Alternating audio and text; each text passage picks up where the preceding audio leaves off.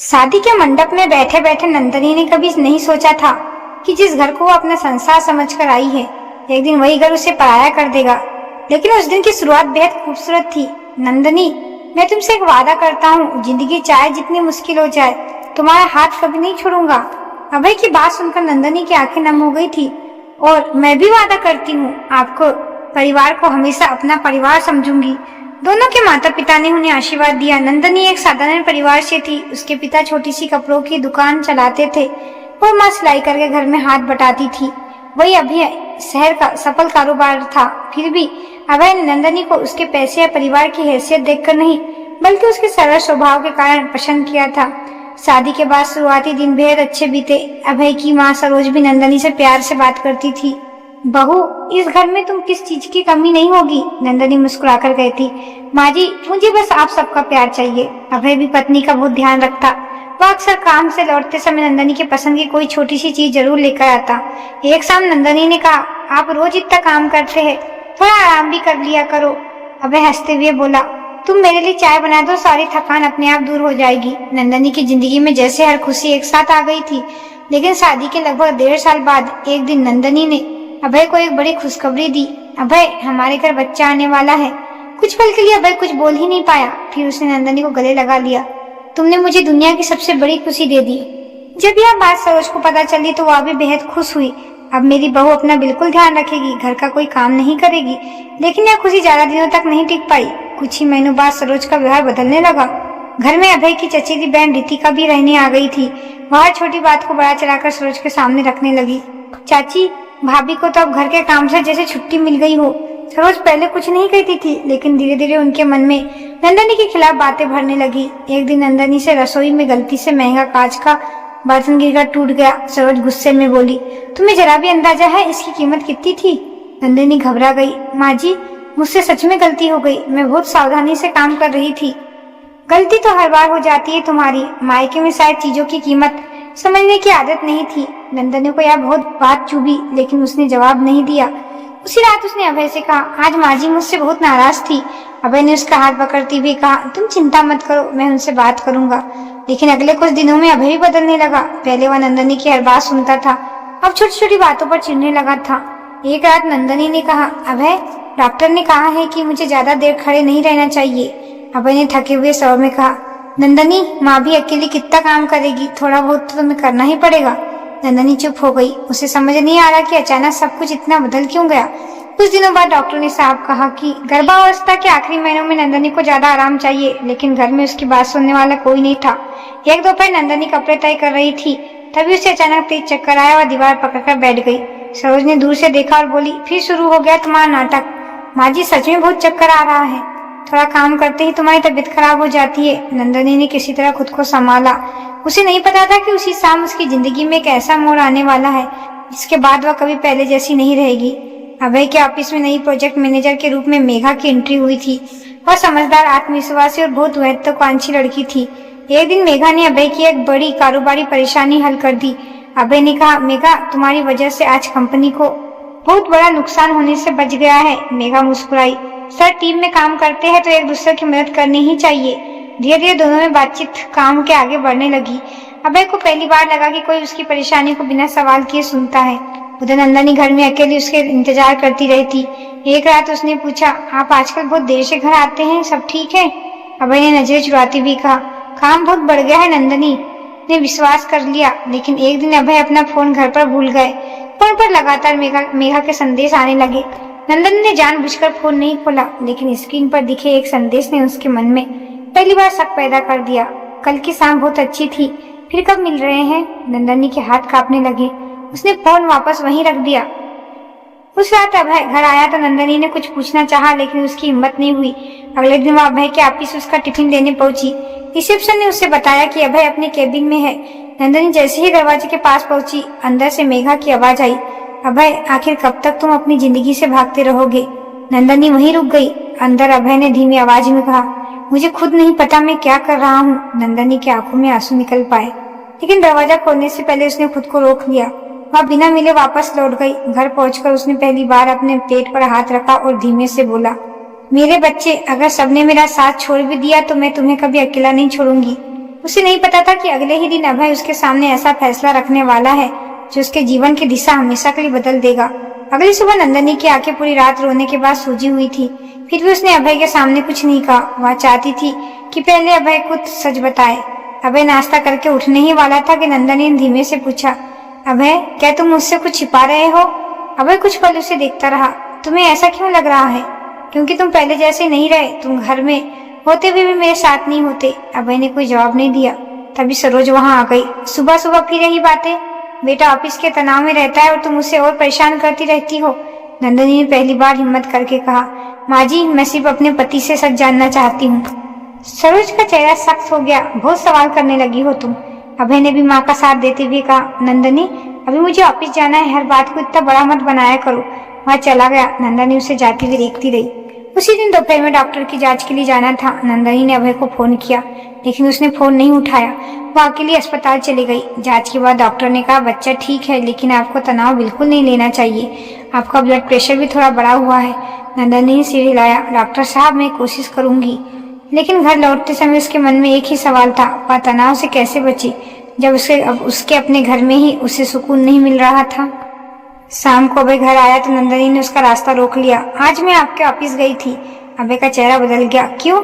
आपका टिफिन देने। कुछ पल की चुप्पी के बाद नंदनी ने कहा, मेघा कौन है? अभय ने नजर झुका ली। वो मेरे ऑफिस की कर्मचारी है। सिर्फ कर्मचारी? अभय चुप रहा। नंदनी की आंखों में आंसू आ गए। मैंने तुम पर कभी शक नहीं किया लेकिन आज तुम मेरी आंखों में देखकर भी सच नहीं बोल पा रहे हो। सरोज तुरंत बीच में आ गई। बस करो नंदनी, मेरे बेटे का पर इल्जाम लगाना बंद करो। माँ जी मैं किसी पर झूठा इल्जाम नहीं लगा रही हूँ, मैं सिर्फ अपने पति से जवाब मांग रही हूँ। सरोज ने तीखे स्वर में कहा, अगर इतना ही भरोसा नहीं है तो मायके चली जाओ। नंदनी ने अभय की तरफ देखा। उसे भी उम्मीद थी कि वह उसका साथ देगा लेकिन अभय ने सिर्फ इतना कहा, कुछ दिनों के लिए तुम मायके चली जाओ, माहौल शांत हो जाएगा। नंदनी को लगा जैसे किसी ने उसके पैरों के नीचे जमीन खिसका दी हो। मैं इस हालत में अकेली मायके चली जाऊं? तुम्हारा पिता है ना और आप? अभय ने नजरें फेर ली। उस रात नंदनी ने अपना छोटा सा बैग तैयार किया लेकिन मायके जाने से पहले उसने आखिरी बार अभय से पूछा, अगर मैं चली गई तो क्या तुम मुझे लेने आओगे? अभय ने कोई जवाब नहीं दिया।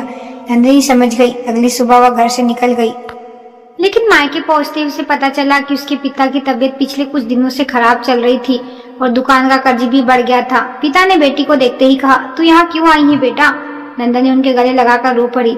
पापा मुझे घर से निकाल दिया गया है। पिता की आंखें भर आई। तू चिंता मत कर, यह घर छोटा है लेकिन तेरे लिए हमेशा खुला है। नंदनी कुछ दिन मायके में रही लेकिन उसके पिता की हालत देखकर उसके फैसले किए कि वह हमेशा दूसरों के सहारे नहीं रहेगी। उसने घर से ही ऑनलाइन काम ढूंढना शुरू किया। एकदम से एक छोटी कंपनी में घर से काम करने का मौका मिल गया। कमाई बहुत कम थी लेकिन नंदनी के लिए वह उसकी पहली जीत थी। उधर अभय धीरे धीरे मेघा के करीब होता गया। मेघा ने एक दिन कहा, अगर तुम सच में मेरे साथ जिंदगी शुरू करना चाहते हो तो तुम्हारे पुराने रिश्ते से बाहर निकलना होगा। अभय ने भारी आवाज में कहा। नंदनी गर्भवती है। मेघा ने कहा, तुम उसके बच्चे के पिता हो सकते हो लेकिन इसका मतलब यह नहीं कि तुम्हें पूरी जिंदगी उसी रिश्ते में रहना होगा। अभय के मन में पहले से मौजूद कमजोरी और बढ़ गई। इसी बीच सरोज ने भी बेटे पर दबाव बनाना शुरू कर दिया। अगर तुमने अभी फैसला नहीं लिया तो जिंदगी में पछताओगे। आखिर एक दिन अभय ने नंदनी को फोन किया। नंदनी मैं चाहता हूँ कि अब अलग हो जाए। नंदनी कुछ पल तक बिल्कुल शांत रही। फिर उसने पूछा, क्या तुमने कभी मुझसे प्यार किया था? अभय के पास इस सवाल का जवाब नहीं था। नंदनी ने कहा, ठीक है मैं तुम्हें रोकूंगी नहीं लेकिन याद रखना तुम सिर्फ मुझे नहीं छोड़ रहे, अपने बच्चे से भी दूर जा रहे हो। फोन कट गया। उस दिन नंदनी बहुत रोई लेकिन उसने खुद से एक वादा किया, अब मैं किसी के लौटने का इंतजार नहीं करूंगी, मैं अपने बच्चे के लिए खुद अपना घर बनाऊंगी। कुछ हफ्ते बाद नंदनी की तबीयत अचानक बिगड़ गई। उसे तेज दर्द शुरू हुआ। पिता घबरा गया। बेटा अस्पताल चलते। अस्पताल पहुंचते ही डॉक्टर ने कहा, डिलीवरी का समय नजदीक है, आपकी निगरानी में रहना होगा। नंदनी ने कांपती आवाज में पूछा, मेरा बच्चा ठीक रहेगा ना? डॉक्टर ने मुस्कुराकर कहा, आप हिम्मत न रखिए। उधर उसी रात अभय मेघा के साथ एक रेस्टोरेंट में बैठा था। उसे अंदाजा भी नहीं था कि जिस बच्चे को उसने अपने जीवन से लगभग निकाल दिया था वह उसी रात दुनिया में आने वाला है और सुबह होते होते उसकी जिंदगी में ऐसा सच आने वाला था जिसे जानकर शायद उसे अपने हर फैसले पर पछतावा होगा। सुबह होते ही नंदनी ने एक प्यारे से बेटे को जन्म दिया। बच्चे की रोने की आवाज सुनते ही उसकी आंखों से आंसू बहने लगे। इतने दर्द के बाद भी उसके चेहरे पर खुशी थी। मेरा बच्चा ठीक है ना? डॉक्टर ने मुस्कुराकर कहा, हाँ माँ और बच्चा दोनों बिल्कुल ठीक है। नंदनी ने बच्चे को सीने से लगा लिया। अब मैं तुम्हारे लिए कभी हार नहीं मानूंगा। उसके पिता की आंख भी भर आई। उन्होंने बेटे के सिर पर हाथ रखा। बेटा, तूने बहुत कुछ सहा, अब अपनी जिंदगी नए सिरे से शुरू कर। कुछ दिनों बाद नंदनी बच्चे को लेकर मायके लौट आई। घर छोटा था, आमदनी सीमित थी, लेकिन वहाँ उसे सुकून मिलता था। अपना घर संभालने के साथ साथ घर से मिलने वाले ऑनलाइन काम को भी बढ़ाना शुरू कर दिया। रात में बच्चा सो जाता तो वह देर तक काम करती। कई बार थककर उसकी आंखें बंद होने लगती, लेकिन बच्चे का चेहरा देखकर वह फिर उठ बैठती। तुझे अच्छी जिंदगी देनी है बेटा, चाहे मुझे कितनी भी मेहनत क्यों ना करनी पड़े। धीरे धीरे उसकी मेहनत रंग लाने लगी। जिस छोटे काम को उसने शुरुआत की थी, उसी कंपनी ने उसे स्थायी जिम्मेदारी दे दी। उधर अभय की जिंदगी में वैसी नहीं चल रही थी जैसी उसने सोची थी। मेघा का ध्यान अब उसके कारोबार से ज्यादा अपनी महत्वाकांक्षा पर था। वह बार बार अभय से बड़े निवेश और नए प्रोजेक्ट की मांग करती। अभय ने उसकी बात मानकर कंपनी का पैसा एक नए कारोबार में लगा दिया। कुछ ही महीनों में बड़ा नुकसान हो गया। अभय परेशान था। मेघा, हमें अभी नुकसान संभालना होगा। मेघा के ठंडे स्वर ने कहा, ये तुम्हारी कंपनी है, तुम्हें संभालना है, मुझे अपनी जिंदगी आगे बढ़ानी है। अभय को पहली बार महसूस हुआ कि जिस इंसान के लिए उसने अपना परिवार छोड़ा था, वह मुश्किल समय में उसके साथ खड़ा ही नहीं था। लेकिन तब तक बहुत देर हो चुकी थी। कर्ज बढ़ता गया, कंपनी की हालत खराब होती गई। इधर नंदनी ने अपनी पढ़ाई दोबारा शुरू कर दी। उसके पिता बच्चे को संभालते, नंदनी पढ़ाई करती। एक दिन उसने अपने पुराने कॉलेज के शिक्षक अरविंद सर को फोन किया। सर, मैं दोबारा पढ़ाई शुरू करना चाहती हूँ, लेकिन बच्चे की जिम्मेदारी भी है। अरविंद सर ने कहा, जिम्मेदारी तुम्हें रोकने के लिए नहीं, तुम्हें मजबूत बनाने के लिए है। मेहनत करती रहो। नंदनी ने प्रतियोगिता परीक्षा की तैयारी शुरू कर दी। सुबह बच्चे की देखभाल, दिन में काम और रात में पढ़ाई। उसकी जिंदगी बेहद ही कठिन हो गई थी। कई बार उसे लगता कि वह यह सब नहीं कर पाएगी, लेकिन फिर अपने बेटे को देखकर वो खुद से कहती, मैं गिर सकती हूँ, रुक नहीं सकती। 3 साल बीत गए। नंदनी अब पहले जैसे कमजोर और डरी हुई महिला नहीं थी। उसने अपनी मेहनत से एक अच्छी नौकरी हासिल कर ली और बेटे को भी अच्छी स्कूल में दाखिल दिलाया। एक दिन परीक्षा का परिणाम आया। नंदनी ने कांपते हाथों से अपना रोल नंबर देखा। उसकी आंखों में आंसू निकल पड़े। वह सफल हो गई थी। पिता ने पूछा, क्या हुआ बेटा? नंदनी ने उन्हें गले लगा कर लिया। पापा, मैं पास हो गई हूँ। उस दिन घर में पहली बार ऐसा जश्न था जिसने किसी की कभी महसूस नहीं हुई। उधर अभय का कारोबार लगभग खत्म हो चुका था। बैंक का कर्ज चुकाने के लिए उसे अपना घर तक बेचना पड़ा। मेघा भी उसे छोड़कर किसी दूसरे बड़े कारोबारी के साथ चली गई। अभय को अब समझ आने लगा कि उसने अपने हाथों से क्या खोया है। एक दिन उसने पुराने कागज में नंदनी का नंबर देखा। बहुत देर तक फोन हाथ में लिए बैठा रहा। फिर उसने नंबर मिलाया, लेकिन नंदनी ने फोन नहीं उठाया। अभय ने पहली बार महसूस किया कि जिस औरत को उसने कभी कमजोर समझकर छोड़ दिया था, शायद वही उससे कहीं ज्यादा मजबूत बन चुकी थी। उसे यह भी नहीं पता था कि कुछ दिनों में वह नंदनी से आमने सामने मिलने वाला है और उस मुलाकात में अभय को अपने अतीत का ऐसा सच देखने को मिलेगा जिसकी उसने कभी कल्पना भी नहीं की थी। नंदनी की सफलता की खबर पूरे परिवार में खुशी की लहर ला ली। अब वह अपने पैरों पर खड़ी थी। उसका बेटा आरव भी स्कूल जाने लगा और अपनी माँ पर बहुत गर्व करता था। एक शाम आरव ने पूछा, मम्मी, आप इतनी मेहनत क्यों करती हो? नंदनी मुस्कुराई, ताकि तुम्हें कभी किसी के सामने अपने हक के लिए हाथ ना फैलाना पड़े। समय बीतता गया। नंदनी को एक बड़ी जिम्मेदारी मिली और उसका काम शहर के प्रशासन से जुड़े एक महत्वपूर्ण प्रोजेक्ट में लग गया। उधर अभय की हालत लगातार खराब होती जा रही थी। कर्ज चुकाने के लिए उसे अपनी कार और बाकी कीमती सामान भी बेचना पड़ा। अभय एक छोटे सी किराए के कमरे में रहने लगा था। एक दिन सड़क किनारे चाय पीते हुए उसकी मुलाकात पुराने दोस्त समीर से हुई। समीर ने पूछा, अभय, तूने नंदनी के बारे में कभी पता किया? अभय चुप था। वह अब बहुत आगे बढ़ चुकी है। अभय ने हैरानी से पूछा, क्या मतलब? समीर ने मोबाइल पर एक खबर दिखाई। देखो, नंदनी को जिले के एक बड़े प्रशासनिक पद पर नियुक्त किया गया है। अभय के हाथ कांपने लगे। जिस नंदनी को उसने कभी घर से निकालते हुए कहा था कि वह उसके बिना कुछ नहीं कर पाएगी, आज वही अपने दम पर सम्मान की जिंदगी जी रही थी। अभय के मन में पछतावा उमड़ पड़ा। उसे नंदनी की हर छोटी बात याद आने लगी। उसका इंतजार करना, उसके लिए खाना बनाना, उसकी बीमारी में घर भी संभालना और सबसे बढ़कर उस पर क्या किया गया भरोसा। उसने तय किया कि वह नंदनी से एक बार जरूर माफी मांगेगा। कुछ दिनों बाद अभय एक सरकारी कार्यक्रम में पहुंचा। वहां मंच पर नंदनी को सम्मानित किया जा रहा था। तालियों की आवाज के बीच नंदनी मंच पर गई। अभय दूर खड़ा उसे देखता रहा।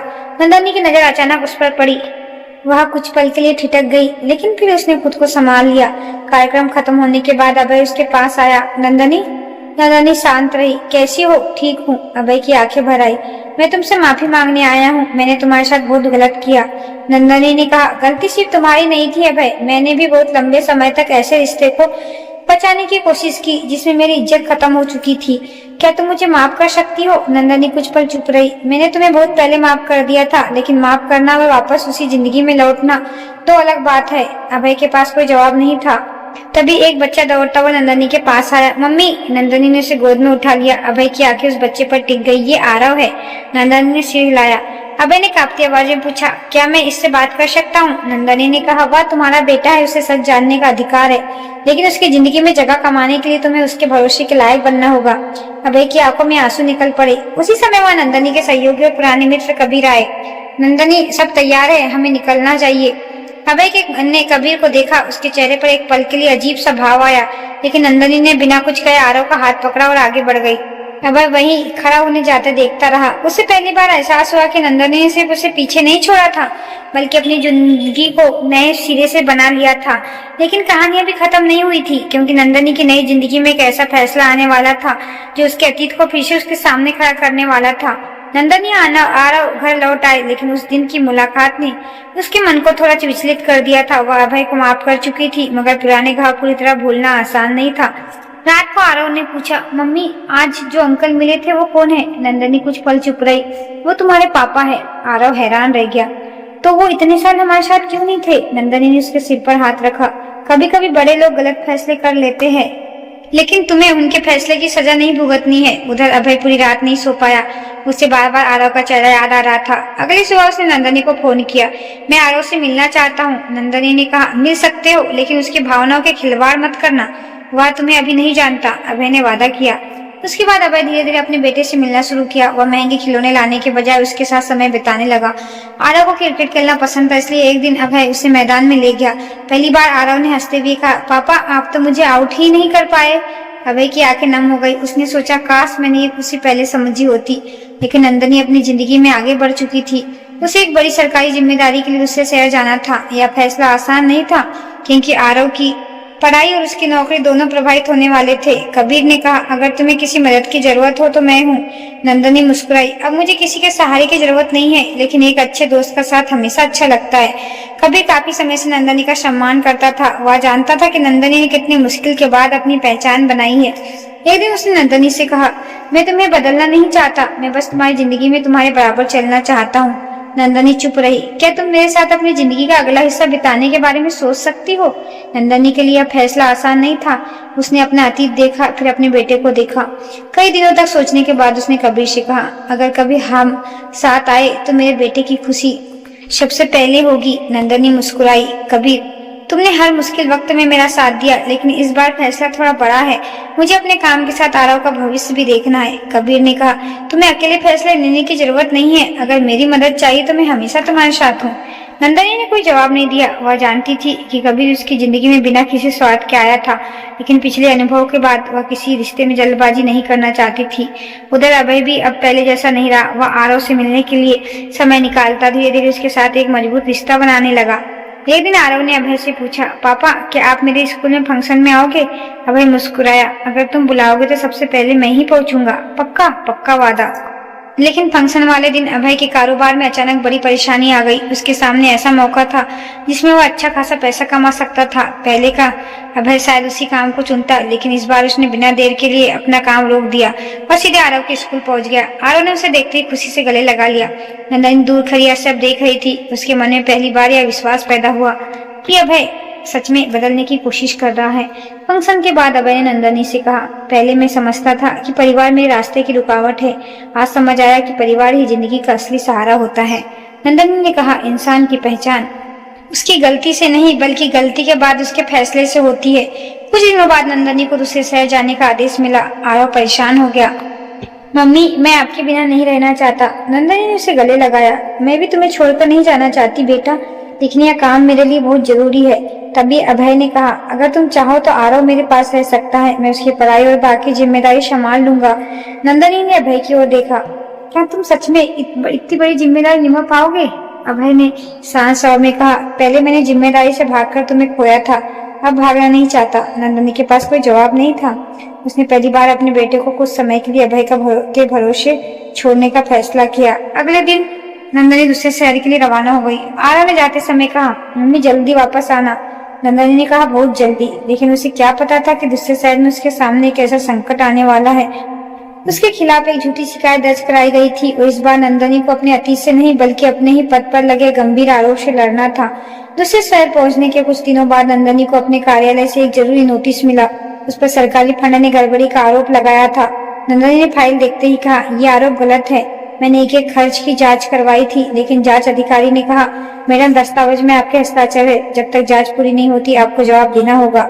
नंदनी के पैरों तले जमीन खिसक गई। उसे समझ आ गया कि मामला साधारण नहीं है। उसने रात भर बैठकर सभी दस्तावेज की जांच की।